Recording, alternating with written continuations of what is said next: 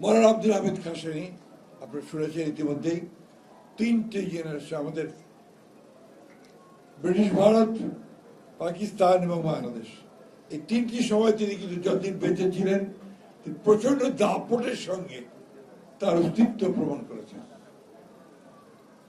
আমার এখনো মনে আছে 69-এর সেই গণঅভ্যুত্থানের ঠিক আগে আগে যেটা বাবুল ভাই বললেন যে কিভাবে শুরু হলো সেই হরতালের মধ্যে দিয়ে, তারপরে শেষের দিকে যখন 69 গণঅভ্যুত্থান চূড়ান্ত পর্যায়ে যাচ্ছে অনশন আন্দোলন, সেই সময় আমাদের পল্টন ময়দানে একটা জনসভা হচ্ছিল, আপনি বলছিলেন কি মনে নেই, সেখানে হঠাৎ করে পুলিশের গুলিবিদ্ধ একটি লাশ আসলো।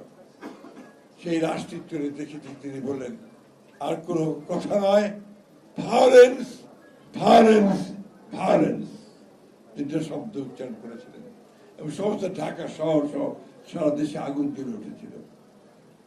এবং মহানবাসী জানতেন যে কি করে জনগণের যে ক্রোধ তাকে কিভাবে সরকার উৎখাতের দিকে নিয়ে যাওয়া যেতে পারে।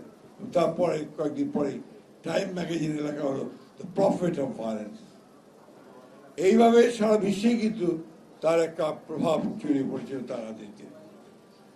মৌলানা আব্দুল হামিদ কাসেমি এই দেশের স্বাধীনতার স্বপ্ন দেখেছিলেন বহু আগে, সেটা আপনারা শুনেছেন। মৌলানা আব্দুল হামিদ কাসেমি এই দেশকে, রাষ্ট্রকে একটা সত্যিকার অর্থেই কল্যাণমূলক রাষ্ট্র হিসেবে দেখতে চেয়েছিলেন, সেটা তিনি দেখে যেতে পারেননি। আমাদের নেতা স্বাধীনতার ঘোষক শহীদ প্রেসিডেন্ট জিয়াউর রহমানের মধ্যে তিনি সেই নেতা দেখতে পেয়েছিলেন যে নেতা হয়তোবা এই দেশের ভাগ্যে পরিবর্তন আনতে পারে। সেই নেতাও বেশি দিন টেকেনি, মাত্র 3 বছর পরে শহীদ প্রেসিডেন্ট জিয়াউর রহমানকে আমরা হারিয়েছি।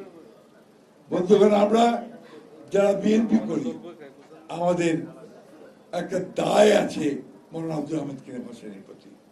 সে দায়টা হচ্ছে তিনি আমাদের নেতাকে, শহীদ প্রেসিডেন্ট জিয়াউর রহমানকে তিনি দোয়া করেছিলেন এবং অনুমতি দিয়েছিলেন মশিউর রহমান জাদু মিয়াকে যে জিয়াউর রহমানের সঙ্গে একসাথে কাজ করো, যে কারণে পরবর্তীকালে মশিউর রহমান জাদু মিয়া সাহেব তার ন্যাপকে নিয়ে বিএনপির সঙ্গে মার্চ করে গিয়েছিলেন, একখানে হয়েছিলেন। আজকে যে বিএনপিতে দেখবেন যে একটু বয়স্ক যারা আছেন বেশিরভাগই কিন্তু সেই ন্যাপ থেকে আসা মানুষ, অর্থাৎ মার্চ করে গিয়েছিল। এই যে দায়গুলো, এই দায়গুলো আমাদের স্বীকার করা উচিত। আমাদের মৌলানা আব্দুল হামিদ কাসেমির বই পড়া উচিত, তার জীবনী পড়া উচিত এবং তাকে আমাদের ফলো করা উচিত। বন্ধুগণ, আমরা সেটা করি না, আমরা আজকাল কেউ পড়ি না, পড়াশোনা তো বাদ দিয়েছি।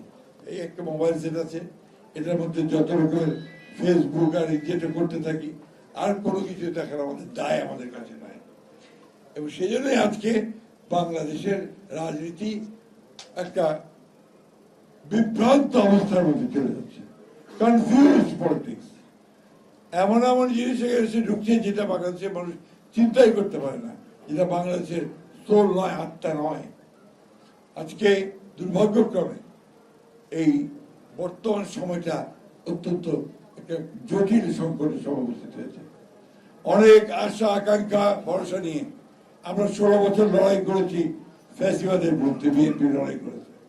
আমাদের অসংখ্য নেতা কর্মী আমাদের গ্রেফতার হয়েছে, মিথ্যা মামলা হয়েছে, নিহত হয়েছে, শহীদ হয়েছে। আমরা আজকে ছাত্র জনতার একটা অভ্যুত্থানের মধ্যে দিয়ে 24-এর জুলাই যে আন্দোলন শুরু হয়েছে, 5ই আগস্টে যার শেষ হয়েছে শেখ হাসিনার এই দেশ থেকে চলে যাওয়া নিয়ে, সেই অবস্থাটাকে, মানুষের সেই আকাঙ্ক্ষাটাকে, মানুষের চাওয়াটাকে কিন্তু আমরা সঠিকভাবে ধরতে পারছি না।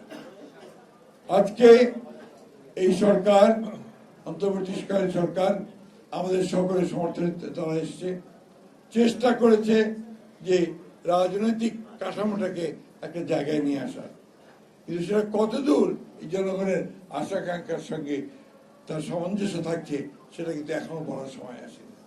আমরা বারবার বলেছি যে নির্বাচনই হচ্ছে একমাত্র পথ যা দিয়ে একটা ট্রানজিশন টু ডেমোক্রেসি, গণতন্ত্রে আমরা যেতে পারবো এবং জনগণের আকাঙ্ক্ষাকে সেখানে আমরা প্রতিফলিত করার চেষ্টা করতে পারবো। যাই হোক, অনেকটা বিভ্রান্তি, অনেকটা হতাশা এবং অনিশ্চয়তার মধ্যে দিয়েও কিন্তু এই নির্বাচনের এখন একটা সম্ভাবনা দেখা দিয়েছে যে 26 ফেব্রুয়ারি মাসে এই নির্বাচন অনুষ্ঠিত হবে। এখানে কিছু গোষ্ঠী, কিছু মহল আজকে পরিকল্পিতভাবে এই বাংলাদেশে একটা অনিশ্চয়তা সৃষ্টি করতে চায় এবং তারা বিভিন্ন রকম দাবি তুলে নির্বাচনকে ব্যাহত বা বিলম্বিত করতে চায়। কিন্তু এই দেশের মানুষের এখন সবচেয়ে বড় প্রয়োজন যেটা, তারা হচ্ছে একটি নির্বাচিত সরকার যার পিছনে জনগণ থাকবে। আমি আপনাদের কাছে এইটুকু আহ্বান জানাবো সমস্ত রাজনৈতিক দলগুলোর কাছে, যার কাল বিলম্ব না করে নির্বাচন প্রক্রিয়াকে সমর্থন জানিয়ে এই দেশের মানুষের তাদের যে তাদের মত এবং তাদের যে বিশ্বাস, সেখানে এই নির্বাচনে অবশ্যই অনুষ্ঠিত করে তাদের প্রতিনিধি নির্বাচিত করার সুযোগ সৃষ্টি করে দেওয়ার জন্য। অর্থনীতির অবস্থা দিন দিন খারাপ হচ্ছে, নির্বাচিত সরকার না থাকলে এটা আরো খারাপ হবে। আইন শৃঙ্খলা পরিস্থিতি খুবই খারাপ হচ্ছে, নির্বাচিত সরকার না থাকলে খুবই খারাপ হবে। আগামীকাল ফ্যাসিস্ট হাসিনার গণহত্যার বিরুদ্ধে যেটা ট্রায়াল হয়েছে তার রায় বেরোবে। এই নিয়ে একটা চরম আপনার একটা বলা যেতে পারে যে একটা অনিশ্চয়তা, একটা আতঙ্ক সারা দেশে বিরাজ করছে। এই নিয়ে কোনো বড় একটা অপেক্ষা রাখে না এবং একটা মহল এটা নিয়ে বাংলাদেশে আবার একটা নৈরাজ্য সৃষ্টি করার জন্য পায়তারা করছে। আমাদের আজকে রুখে দাঁড়াতে হবে। বাংলাদেশের